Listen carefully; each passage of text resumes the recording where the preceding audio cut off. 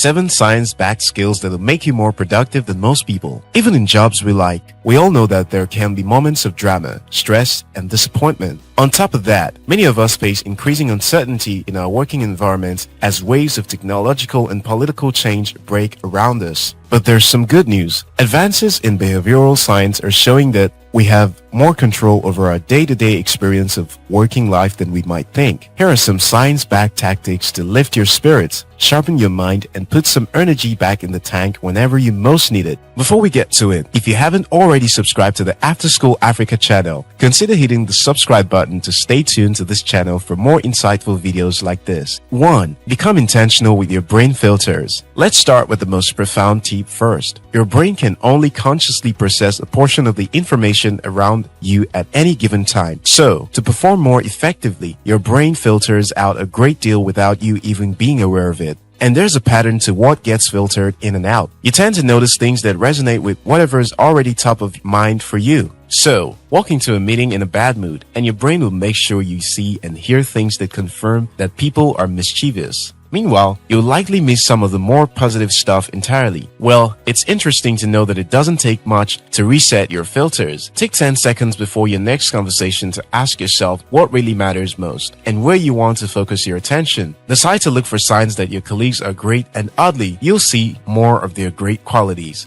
2. Be kind to others and to yourself. When you're feeling worn down, it can seem counterintuitive to decide to give someone else a boost. You rather choose to be left alone. Yet, research has shown that being generous and kind to others instantly boosts our own feelings of well-being. So, if you're feeling drained, do something unexpectedly nice for someone else. It doesn't matter who, and it doesn't have to be a lot. Give an unexpected compliment or help someone who's struggling with a heavy bag. Then notice how good you feel about yourself and the world in general. 3. Adopt a learner's mindset. Your brain gets a boost from learning new things, and it turns out that the new thing doesn't have to be very exciting to give your brain a feeling of reward. So, when you're faced with a less than perfect situation, it's strangely helpful to decide to look for something interesting to take from it. For example, perhaps you're going for a job interview. Ask yourself, what fascinating thing can I learn from this? Maybe you'll try to figure out how well you have improved your communication skill, or decide to learn how to stay calm in the face of provocation. Get curious and you'll enjoy the experience a lot more. 4. Stay cool through distancing. When we're feeling uncomfortably stressed, research has found that there's less activity in our prefrontal cortex, the part of our brain responsible for sophisticated reasoning. That's why we're more likely to say silly things under pressure. But studies have found that we can instantly reduce our stress level in the heat of the moment by doing something called distancing. That is, looking at the situation as if from a distance. For example, we can ask ourselves, when I look back on this in a year's time, what will I think? Or we can put ourselves in someone else's shoes. What would I advise a friend in my situation? By reducing the state of alert in our brains, distancing makes it easier to make smart choices and wittier comments. Another advantage to this is that being able to look at events from an outsider's perspective helps develop your emotional intelligence.